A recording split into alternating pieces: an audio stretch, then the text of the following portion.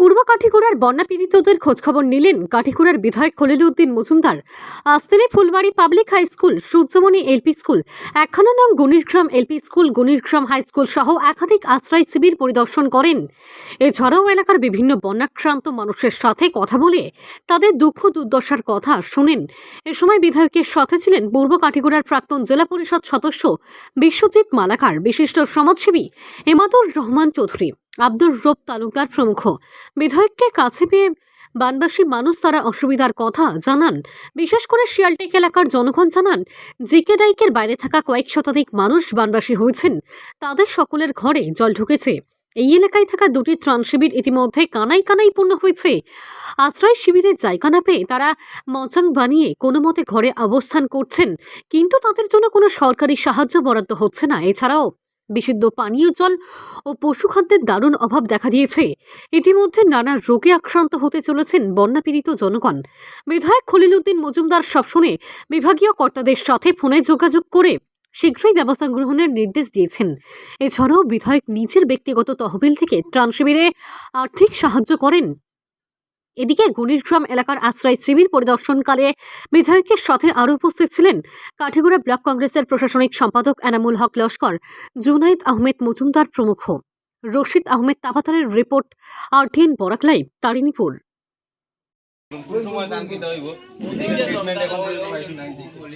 এখন পর্যন্ত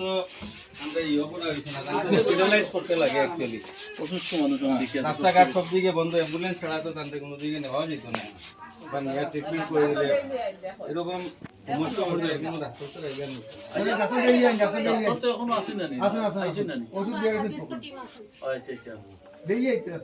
এখন আপনার যদি কোনো সমস্যা হয়, প্রবলেম হয়, আপনার এখানে যারা আসুন তারা কইবা, দরকার হইলে আপনার ডাক্তার যারা এই সময় চিকিৎসা করবে, যদি প্রয়োজন হয় আপনার অ্যাম্বুলেন্সের সুবিধা আপনার হসপিটাল ইয়ে করবো, বুঝছেন না? কারণ বয়স্ক মানুষ তো এখন সিনিয়র মানুষ। হ্যাঁ, খাওয়া দাওয়া হয়েছে?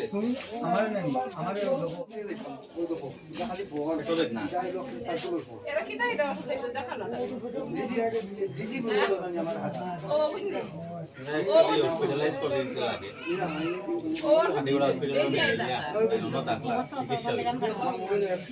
তখন পেটও বেদনা করেননি। আচ্ছা, আমি ফোন করি আর আপনারা যেখানে যে দায়িত্ব আছেন যারা নানি দরকার হইলে তাহলে একবার অ্যাম্বুলেন্স দিয়ে নিয়ে ডাক্তার দেখাইয়া আর ডক্টরের টিম আইলে তারা স্পেশালি দেখিয়া একটা এখানে তাই এখানে নিচে না রেখে কিছু কার্ড উত্তরে একটা দিয়া কি অন্যরকম থাকলে তোরা জিও জানানে হসপিটাল দরকার এখান থেকে হসপিটালে এডমিট করা হয়েছে। আমি ফোন করিয়া জানাই আর যে আপনারা যদি হসপিটাল নিয়ে দেখাই যায়, অ্যাম্বুলেন্স দিয়ে আনিয়ে দেওয়া যায়, আর যদি ডক্টরের টিম আই যায় আমি এখনো ফোন করে জানাই আর, বুঝছেন না? কারণ সিনিয়র মানুষ অসুস্থ। তুমি যদি হসপিটালে এডমিশন নেও, তোমার তখন তাই মানে টান করবো, তখন না ওখানেও থাকতে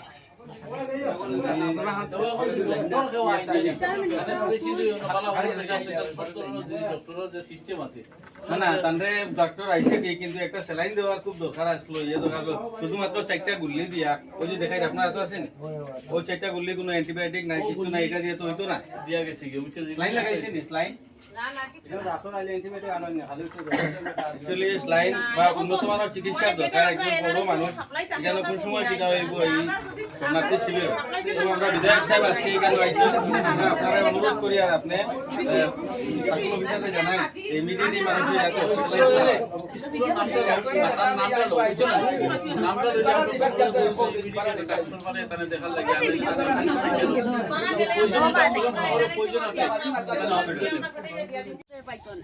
আজকে আমরা আমাদের তারিণীপুর জিপির আমরা আজকে শিয়ালটেক এসে উপস্থিত হয়েছি। আমাদের সঙ্গে উপস্থিত আছেন আমাদের সম্মানিত বিধায়ক খলিল উদ্দিন মজুমদার সাহেব। আমরা এই প্রত্যন্ত অঞ্চলের যে পরিস্থিতি দেখে আমরা নিজেরাই অবাক, কেননা আপনারা নিজেরা দেখতে পাচ্ছেন একজন ভদ্রমহিলা, ওনার ঘরে ভাঙা ঘর, হ্যাঁ ফ্ল্যাটে ওনার ঘর যে ঘরে নিচে জল এসে গেছে, কিন্তু ওনার থাকার কোনো ব্যবস্থা নেই। তো আজকে আমাদের মাননীয় বিধায়ক এসে এখানে ভিজিট করছেন, এবং আমরা আশাবাদী যে মাননীয় বিধায়কের মাধ্যমে যাতে দরিদ্র মানুষ যাতে উপকৃত হন সেই আশাটুকু রাখছি। এবং আমরা জেলা প্রশাসনের দৃষ্টি কামনা করছি যে এত অঞ্চলের যে প্রায় 200-300 মানুষের ঘর বাড়ি ছাড়া হয়ে গেছে, মানুষের ঘরের নিচে জল এসে গেছে, ওনারা মানে আশ্রয়হীন অবস্থায় আছেন। ওনাদের কোনো ধরনের শিবিরও নেই, ওনারা কীভাবে ত্রাণ পাচ্ছে, কোনো ধরনের ত্রাণেরও ব্যবস্থা নেই। তাই আমরা আমাদের বিধায়কের মাধ্যমে বিধায়ককে অনুরোধ জানাচ্ছি এবং জেলা প্রশাসনকে অনুরোধ করছি যে অতি সত্বর যাতে এদের ত্রাণের ব্যবস্থা করা হয় এবং যাতে ওনাদের ঘর বাড়ি ঠিক করে দেওয়া হয়। বিশেষ করে যে ফুলবাড়ি পাবলিক স্কুল আমরা শিবির উঠিয়া বর্তমানে শিয়ালটেক বাজার কেন এখানে ওই যখন বর্তমানে এখানে অঞ্চলের মানুষ ও মন্দির এবং বাড়িঘর ম্যাক্সিমাম বাড়িঘর এই লোকেলর মানুষের আছে, কিন্তু বর্তমানে সরকারের যেটা ডিসিশন রয়েছে যে ক্যাম্পে যাওয়ার পরে রিলিফ দেওয়ার লাগে। আজকে এইরকম মানুষের গড় তুইয়া যাইতো কীরকম, আর এইরকম রিলিফ পাওয়ার উপযুক্ত না নিয়ে এইরকম যদি গড় ডুবানির পরে সরকারের গাইডলাইন তাকে যদি দিতে না রিলিফ তো ডাইরেক্ট প্রকাশ করলো। জেনারেলি কিতা হয়েছে আমরার লগে আলোচনা করে সার্কুল অফিসার লগে আলাপ করছি যে এখন পর্যন্ত কোনো সিদ্ধান্ত নিচ্ছে না তারা যে ক্যাম্প ছাড়া খেলে দেওয়া লাগে। ক্যাম্পও তো জায়গা নাই, একটা স্কুলও মানুষ 10-15 ফ্যামিলি আছে বিশেষ করে, এর উপরে তো জায়গা হইতে না, এর বাকি স্কুল খুলিয়া দেওয়া না, বহুত স্কুল ডুবাই উলিস। এই কারণে এইরকম যেটা গড় ডুবাইছে কমসে সার্ভে করিয়া প্রত্যেক যে বরাকর এলাকার মধ্যে যেটা গড় আছে এবং বিশেষ করে আরও আমরা আমাদের সমষ্টির মধ্যে আরও বিভিন্ন ধরনের বরাক আছে, পাহাড় নদী আছে, এরকম অনেক নদী আছে। এই নদীর বিশেষ করে নদীর প্রত্যেক সাইডে যে আমরা দেখছি ম্যাক্সিমাম গড় মানুষের ডুবাই নিচ্ছে। ওই যখন গড় এটা যদি কেউ ডুবাইছে না কেউ মানিয়ে নিব না, এইরকম তো হাজারো গড় আছে। কিন্তু এইরকম দরকার প্রয়োজন আমরা বর্তমানে এটা প্রকাশ করবো এবং ডিসির লগে আলোচনা করবো যে ফ্ল্যাট হিসাবে রিলিফ দেওয়ার লাগে, যত মানুষের সার্ভে করিয়া পাটোয়ারি যত মানুষের গড় ডুবাইছে সব রিলিফ দেওয়ার লাগে আমরা বিশেষ করে জানাই। রিলিফ পাইছো নি? ঠিক আছে, আমরা ওটা দাবি করবো যত মানুষের গড় ডুবাইছে কমসম তারা ফ্ল্যাট হিসাবে রিলিফ পাইবার লাগে। যারা ডুবাইছে না এরা প্রয়োজন নাই, আমরা একটা মানিয়ে, কিন্তু প্রয়োজন আছে গড় ডুবাইছে এরা রিলিফ পাইতে লাগে। আমরা তারিণীপুর জিপির অন্তর্গত ফুলবাড়ি প্রথম খণ্ড এবং শালীনগর এই শিয়ালটেক অঞ্চলে যারা বানবাসী আমরা জনসাধারণ এরা খোঁজখবর নিতে আমরা কাটিগড়ার সুনামধন্য বিধায়ক হাজী খলিলুদ্দিন মজুমদার মহাশয় এখানে আইয়া উপস্থিত হয়েছেন। আমরা খুব আনন্দিত তাদের পাশে পাইয়া, এই যে দুর্যোগপূর্ণ সময়ে তাই যে আমরার পাশে আইয়া দাঁড়াইছেন।